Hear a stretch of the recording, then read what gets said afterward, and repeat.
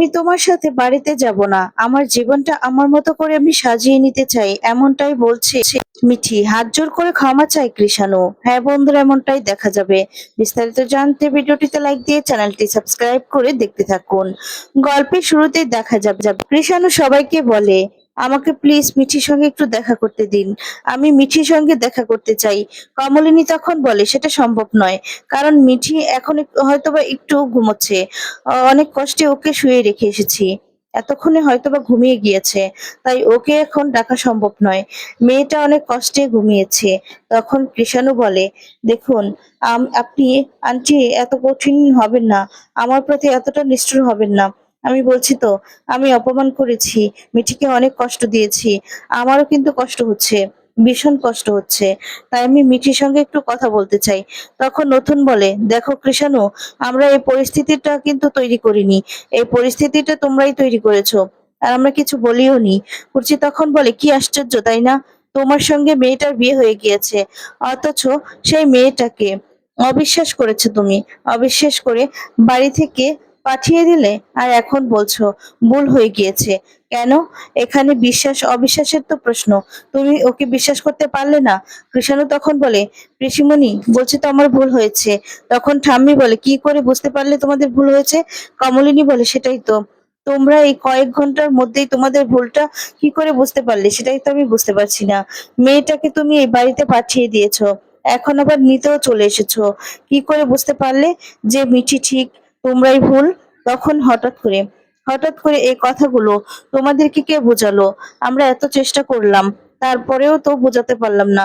দেখো কৃষাণু, তোমাদের যেটা মনে হয়েছে সেটা সত্যি হতেই পারে, কিন্তু হঠাৎ করে পাল্টে গেলে কি করে? আর তখন কৃষাণু বলে যে, আন্টি আমি এই সমস্ত নিয়ে আর ভাবছি না, ভাবতে চাই না, আমি ভুল করেছি, আমি অন্যায় করেছি, সেই জন্য তো আমি বলছি, আমাকে আপনারা ক্ষমা করুন, আমার ভুল হয়েছে। তখন দেখা যাবে কৃষ্ণকলি বলে, দেখুন, ওই সময় কারণই না মাথা ঠিক ছিল না, ডক্টরের ভুল রিপোর্টটা দেখে আমরা সবাই ঠিক ভেবেছিলাম, আমরা ভুল বুঝেছিলাম। আর তখন বলে, মিঠি মিঠি কেন মিথ্যে কথা বলেছে, কারণ আমরা না মিথ্যের পথে চলতে পারি না, তাই কেন মিথ্যে বলেছে সেই মিথ্যেটাকে ইস্যু ধরেই আমরা রিয়াক্ট করে ফেলেছি। আর তখন বলে, আমাদেরকে বলতে পারতো বা আমাকে, ভাইকে বলতে পারতো, সেটাই বলতে চাইছি, সে কেন মিথ্যে কথা বললো, এটাই আমাদের সব থেকে বেশি কষ্ট লেগেছে, বিশ্বাস করুন।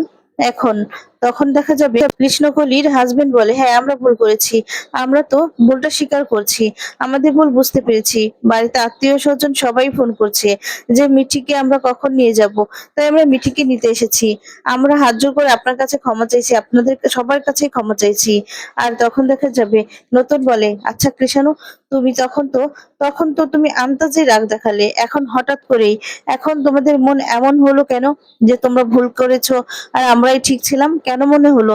কৃষাণু তখন বলে, জানি না স্যার, কিন্তু আমি তো আপনারই স্যার, আমি তো আরো কতবার ভুল করেছি বলুন, আগেও তো ভুল করেছি, তাহলে এবার কি আমাকে ক্ষমা করে দেওয়া যায় না? আসলে ওই সময় না এভাবে রিয়াক্ট করতাম না, আমার মাথাটা গরম হয়ে গিয়েছিল, আমি ভেবেছিলাম মিঠি আমাকে ঠকিয়েছে, কেন মিঠি আমার কাছে সবটা স্বীকার করলো না? তখন নতুন বলে, আচ্ছা এমন তো হতে পারে যে আমরা সবাই মিথ্যে কথা বলছি। কৃষাণুর মা তখন বলে, বললাম তো, আমাদের ভুল হয়েছে, আমাদের ভুলটা আমরা বুঝতে পেরেছি, তাই মিঠিকে আমরা নিয়ে যেতে এসেছি। তখন ঠাম্মি বলে, তোমাদের ভুল হয়েছে বুঝতে পারছি, কিন্তু মেয়েটাকে এরকম ভাবে কাল রাত্রির দিনে ওই বাড়ি থেকে এই বাড়িতে পাঠিয়ে দিলে আমাদের আত্মীয় স্বজনের কাছে মান সম্মানটা কোথায় রইলো? তখন দেখা যাবে ঠাম্মি নতুনকে বলে, নতুন মিঠিকে যা ডেকে নিয়ে আয়, এসব ঝামেলা আর ভালো লাগছে না, যাবো মিঠি বলে দিক। আর তখন দেখা যাবে মিঠিল বলে, দেখো মিঠিকে ডাকতেই পারি, কিন্তু মিঠি যাবে কিনা সেটা আমরা বলতে পারছি না, সেটা আমরা জানি না, এখন সম্পূর্ণ সম্পূর্ণ সমস্ত কিছু মিঠির উপর করছে। আর তখন দেখে যাবে বর্ষা বলে, আচ্ছা তোমরা সবাই এরকম কেন ভাবছো, একটা সংসার তো এভাবে নষ্ট হয়ে যেতে পারে না। নতুন তখন বলে, কেন বর্ষা? আর শোনো, তোমাকে এই নিয়ে কথা বলতে হবে না, তোমাকে ভাবতে হবে না, তখন বর্ষা বলে, ওমা কেন ভাববো না নতুন কাকু, মিঠির প্রতি কি আমার কোনো কনসার্ন নেই? আর তখন বলে, না বর্ষা, তোমাকে মিঠির প্রতি, মিঠিকে নিয়ে কিছু ভাবতে হবে না, তুমি তোমার মতামত তোমার কাছে রাখো। তোমাকে নিজের মতামত কে দিতে বলেছে বলো তো? কে দিতে বলেছে? তোমাকে এত ভাবতে হবে না মিঠির জন্য। আর তখন দেখা যাবে বর্ষা বলে, দেখেছো সবাই কেমন কথা শোনাচ্ছে? কমলিনী তখন বলে, হ্যাঁ তোমাকে কথা শোনাচ্ছি, কারণ তোমার এখানে কোনো রকম কোনো কথা আমরা ফেলতে পারছি না, বুঝতে পেরেছো? তখন এই কথা শুনে অবাক হয়ে যায় বুবলাই। এরপর কমলিনী বলতে থাকে, দেখুন, আমার মেয়েটার সঙ্গে অন্যায় করা হয়েছে, আমার মেয়ে এখন কি করবে না করবে সেটা ওই বুঝে নেবে। এই নিয়ে আমরা আর কোনো সিদ্ধান্ত নিতে পারবো না, কারণ আমার মেয়েটাকে বিয়ে বিয়ে কয়েকদিনেই আপনার এভাবে এই বাড়িতে পাঠিয়ে দিয়েছেন। আর আমার মেয়েটা তো খেলনা নয়, ও শিক্ষিত, ও পড়াশোনা জানে, তাই ও কি করবে না করবে ওই ডিসিশন নেবে। তখন কুচি বলে, হ্যাঁ তাই তো, তোমরা এইভাবে এইভাবে মেয়েটাকে অপমান করেছো, সবাই মিলে অপমান করে মেয়েটাকে বাড়িতে পাঠিয়ে দিয়েছো। এখন মিঠি যাবে কিনা, মিঠির সিদ্ধান্ত মিঠি নিবে। মিঠির সিদ্ধান্ত তো আমরা নিতে পারবো না। আমাদের মেয়েটা খুব কষ্ট পেয়েছে, ওকে কিন্তু তোমরা খুব কষ্ট দিয়েছো। তখন কৃষাণু বলে, ঋষিমণি আপনি এরকম ভাবে বলবেন না, আপনার ছেলে হলে আপনি কি ক্ষমা করতেন না?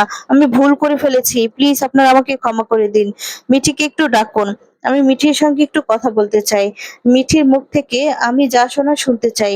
মিঠির কাছে আমি অপরাধ করেছি, আমাদের আমাদের কি ফেসলেস হয়নি বলুন? আমাদেরও তো আত্মীয় স্বজন, তারাও তো তারাও তো সবাই শুনেছে। আমাদেরও তো মান সম্মান আছে। তখন নতুন তাকিয়ে থাকে। এরপর কৃষাণু বলে যে, আমি অন্যায় করেছি, আমি সেটা স্বীকার করছি, তাই আমি মিঠিকে বাড়িতে ফিরিয়ে নিয়ে যেতে এসেছি। আর কোনোদিনও এরকম অন্যায় হবে না। আমি অবিশ্বাস করছি মিঠিকে, আমি ভুল বুঝেছি, মিঠিকে দেওয়া কথা আমি রাখতে পারিনি, কথাটা আমি সত্যিই রাখতে পারিনি। আর তখন কুচি বলে, আচ্ছা কৃষাণু, তোমার মনে হচ্ছে না যে হঠাৎ করে তোমাদের বাড়িতে ওই রিপোর্টটা কি করে চলে গেল?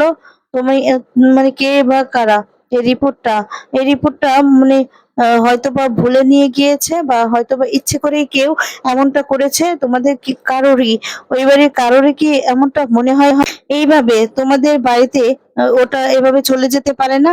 মিঠি কি একবারও ভাবেনি? আর দুম করে একটা সম্পর্ক নষ্ট করার জন্য ওই কেউ এই বাড়ি থেকে ইচ্ছে করে পাঠিয়ে দিয়েছে, তাই না? কৃষাণুর মা তখন বলে, বিশ্বাস করুন, যখন রিপোর্টটা হাতে পেয়েছিলাম তখন আমারও সন্দেহ হয়েছিল। তখন আমার আবার মনে হয়েছে হয়তোবা বেআইন ওই গয়নাগুলোর সাথে হয়তোবা পাঠিয়ে দিয়েছিল। তখন দেখা যাবে। কমলিনী বলে, না, আমি কোনো রকম কোনো রিপোর্ট পাঠিয়েনি। তবে এই বাড়ি থেকে না বিপদ পাঠানোর মতো অনেক মেয়ে মানে মানুষ আছে, যারা চায়নি আমার মেয়েটা সুখে থাকুক, সেই জন্যই পাঠিয়ে দিয়েছে। তখন ঠাম্মি বলে, আমি তো শুধু এটাই ভাবি, যারা বারবার করে অন্যায় করে তারা কি একটু হলেও নিজেরা নিজেরা ক্লান্ত হয় না বারবার করে বৌমাদের ক্ষতি করতেই থাকে? কেন এত ক্ষতি করে সেটাই তো আমি বুঝতে পারছি না। ওদের কি একটু বিরক্ত লাগে না? একটু কি মনের মধ্যে স্বস্তি আসে না? তখন বর্ষা বলে, ঠাম্মি, এই কথাগুলো কি আমাকে মিন করে বলছো? লক্ষ্মী তখন বলে, না, তোমাকে কেন বলবো? বর্ষা যে কাজটা করেছে তাকেই বলছি, তোমার কেন গায়ে লাগছে সেটাই তো বুঝতে পারছি না। বর্ষা তখন বলে, ও মা, আমাকে গায়ে লাগবে না, কারণ সবাই তো আমাকে এই কথাগুলো শোনাচ্ছে। তখন বুবলাই বলে, আচ্ছা বর্ষা, তুমি কেন গায়ে নিচ্ছ সেটাই তো বুঝতে পারছি না। শোনো, যে এই কাজটা করেছে তাকে তো আমরা অবশ্যই খুঁজে বের করব, আর তাকে এমন শাস্তি দেব না যে সারা জীবন মনে রাখবে। আমার বোনের জীবনটা নষ্ট করতে চেয়েছে, তো তার জীবনটা আমি নষ্ট করে দিব। হ্যাঁ, আর এটা যদি জানি যে এটা তুমি এই কাজটা করেছো, তাহলে কিন্তু তোমার সঙ্গেও সেই একই ঘটনা ঘটবে। তোমাকেও কিন্তু আমি কোনোদিনও ক্ষমা করব না। তখন বর্ষা বলে, আমিও চাই রুদ্র, যে কে এই কাজটা করেছে সে ধরা পড়ুক। এমনও তো হতে পারে যে কে ইচ্ছে করে আমাকে ফাঁসানোর চেষ্টা করেছে, আমাকে ফাঁসিয়ে দিয়েছে, কারণ সবাই তো আমাকে দোষারোপ করছে, তাই না? তখন মিঠিল এ কথা শুনে বলে, বর্ষাদি, তুমি কি আমাকে মিন করতে চাইছো? শোনো, এটা না কোনোদিনও সম্ভব নয়, কারণ তোমাকে ফাঁসানোর মতো আমার আমার কোনো কিছুই নেই, বুঝতে পেরেছো? সবাই এটা জানে আমি ওই ধরনের মেয়ে নই। আর তখন বর্ষা বলে, বাবা মিঠিল, তোমার এত গায়ে লাগছে কেন? পড়লো কথা সবার মধ্যে, যার কথা তার কানে বাজে, তোমার কেন এত লাগছে সেটাই বুঝতে পারছি না। মিঠিল তখন বলে, আমার কেন লাগবে? কিন্তু আমি তোমাকে এটাই বোঝাতে চাইছি যে ঘুরিয়ে পেয়েছি, যতই অন্য কাউকে দোষারোপ করতে চাও না কেন, কোনো লাভ হবে না। কারণ আমি কি আর তুমি কি সবাই এটা জানে। আচ্ছা এসব কথা বাদ থাক। আচ্ছা পিসিমণি তুমি যাবে নাকি আমি যাব? তখন পিসিমণি বলে তুই যা। তখন বাবিল বলে না পিসিমণি, ওর হয়তো বা যাওয়াটা ঠিক হবে না, তুমি যাও। মিঠিলের কথায় মিঠি আসবে না। আর তখন বলছে করছি যে আচ্ছা ঠিক আছে, আমি মিঠির কাছে যাচ্ছি। আর ওদিকে মিঠি দেখা যাবে ঘুমোচ্ছে। আর তখন কুর্চি গিয়ে ডাকতে থাকবে যে মিঠি মিঠি উঠ মিঠি। আর তখন তো মিঠি হঠাৎ করে চমকে যায়, লাফ দিয়ে ওঠে আর বলে যে পিসিমণি কি হয়েছে? তখন কুর্চি বলে কি রে মিঠি, তুই ঠিক আছিস তো? ঘাবড়ে গেলি কেন? তখন মিঠি বলে না, একটু না চোখটা লেগে এসেছিল, ঘুমিয়ে পড়েছিলাম। কুচি তখন বলে বেশ করেছিস, ঘুমিয়ে পড়েছিলিস, একটু বিশ্রামের দরকার, এসব নিয়ে আর ভাবতে হবে না, চল তো নিচে চল। আর তখন বলে কি হয়েছে কেন পিসিমণি? তখন কুর্চি বলে আসলে কৃষাণু এসেছে। তখন মিঠি চমকে যায় আর বলে কেন? ও কেন এসেছে? ওর সঙ্গে তো আমার কোনো কথা নেই। কুর্চি তখন বলে দেখ, ওর মা বাবা দিদি জামাই বাবু সবাই এসেছে, তোর সঙ্গে কথা বলতে চায়। তখন মিঠি বলে না, ওদের সামনে আমি যেতে চাই না, ওদের সঙ্গে আমি কথা বলতে চাই না।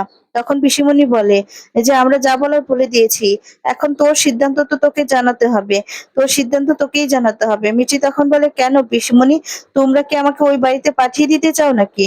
সেই জন্য তোমরা আমাকে নিয়ে যেতে চাইছো, বলো? তখন কুর্চি বলে মিঠি, তোর এটাই মনে হলো?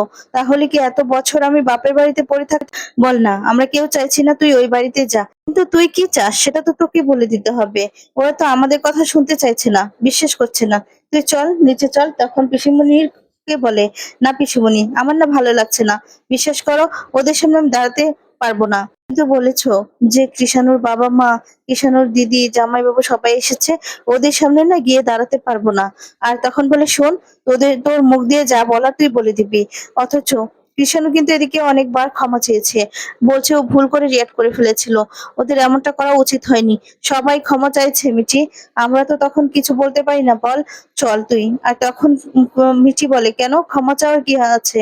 তার মানে তো এটাই দাঁড়ায় যে ও আমাকে অবিশ্বাস করেছিল। তখন বলে ও বলেছে যে আমি মিথ্যে কথা বলেছি। বলছি তখন বলে দেখ মিঠিমা, তুই চাইলেও ওটা ওরা অস্বীকার করতে পারবে না, তুইও অস্বীকার করতে পারবি না যে এই বিয়েটা হয়ে গিয়েছে। এবার এই বিয়েটা থেকে বের হতে হলে তোকে অনেক নিয়ম কানুন মানতে হবে, তোকে অনেক কাগজপাতিতেও সই করতে হবে। মিঠি তখন বলে যা করতে হবে আমি করব, কিন্তু তারপরেও ওই বাড়িতে আমি ফিরে যেতে চাই না পিসিমণি, কিছুতেই না। কুচি তখন বলে ঠিক আছে, তুই কি চাস কি চাস না সেটা ওদের সামনে তোকে বলতে হবে, আমাদের কথায় কিছু হবে না। চল মা, চল।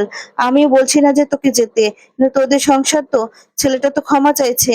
তখন মিঠি বলে ওর ক্ষমা চাওয়ার আমার কোনো কাছেই মূল্য নেই, বিয়ের পরের দিনই আমাকে ওই বাড়ি থেকে পাঠিয়ে দিল, তারপরে কি তোমার মনে হয় যে এগুলো আমি ভুলে যাব?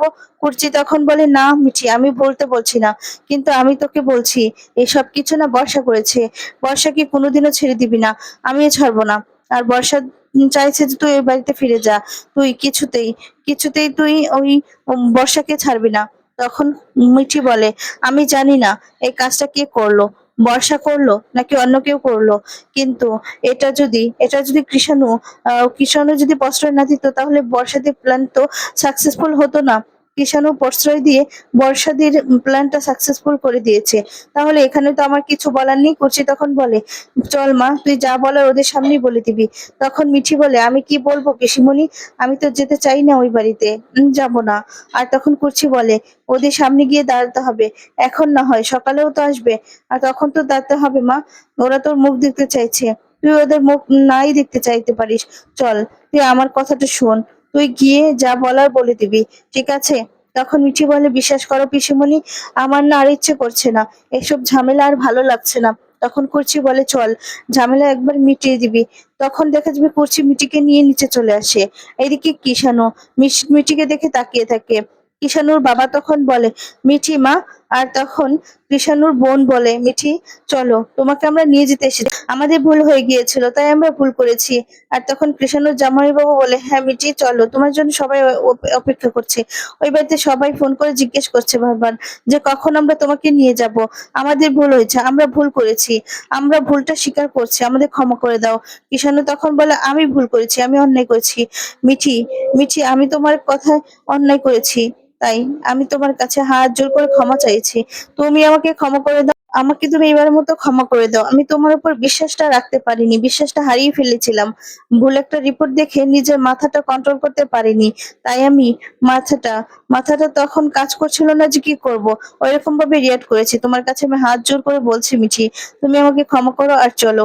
কৃষাণুর মা তখন বলে, হ্যাঁ মিঠি, আমরা ভুল করেছি, আমাদের অন্যায় হয়েছে, চলো মা, ওই বাড়ি ফিরে চলো। তখন বলে, বাড়ি? আমার কি বাড়ি আছে? আমার জীবনের সঙ্গে তোমার জীবনটার কৃষাণু আমি জড়াতে চাইছি না, তাই আমি আর ফিরবো না। আর তখন কৃষাণু বলে, মিঠি, এ কথা, এটা তো সহজ কথা, তুমি এভাবে এভাবে সহজভাবে আমাকে বলে দিতে পারো না, কেন বলছো এসব কথাগুলো? কৃষাণুর বাবা তখন বলে, দেখো মিঠি, আমাদের ভুল হয়েছে মা। কৃষাণুর মা বলে, আমরা ভুল করেছি, এবার এবার অন্তত চলো মা, ওই বাড়িতে ফিরে চলো, তোমার বাড়িতে চলো। তখন বলে, "ও, আমার বাড়ি? কোথায়? আমার তো কোনো বাড়ি নেই। আমি যে বাড়িতে আছি এটা আমার বাপের বাড়ি, আর যে বাড়িতে আমি গিয়েছিলাম সেটা তো আপনাদের বাড়ি। না হলে আমাকে এক মুহূর্তের মধ্যে এই বাড়িতে পাঠিয়ে দিতে পারতেন? পারতেন না তো, তাহলে আমার বাড়িটা কোথায়?" আর তখন এই বললে সবাই অবাক হয়ে তাকিয়ে থাকে। এরপর কৃষাণু বারবার করে মিঠিকে বোঝানোর চেষ্টা করে। মিঠি বুঝতেই চায় না। মিঠি আর কৃষাণুর জীবনের সাথে নিজের জীবনটা জড়াতে চায় না। মিঠি পরিষ্কার করে বলে দেয়, আমি ওই বাড়িতে যাব না, আমি আর তোমাদের সংসার থাকতে চাই। তো বন্ধুরা, এবার কি মনে হয়, কৃষাণু কি পারবে মিঠির মনটা নরম করে মিঠিকে নিয়ে যেতে? কমেন্টস করে জানিয়ে দাও। পরবর্তী আপডেট পেতে চ্যানেলটি সাবস্ক্রাইব করো। ধন্যবাদ।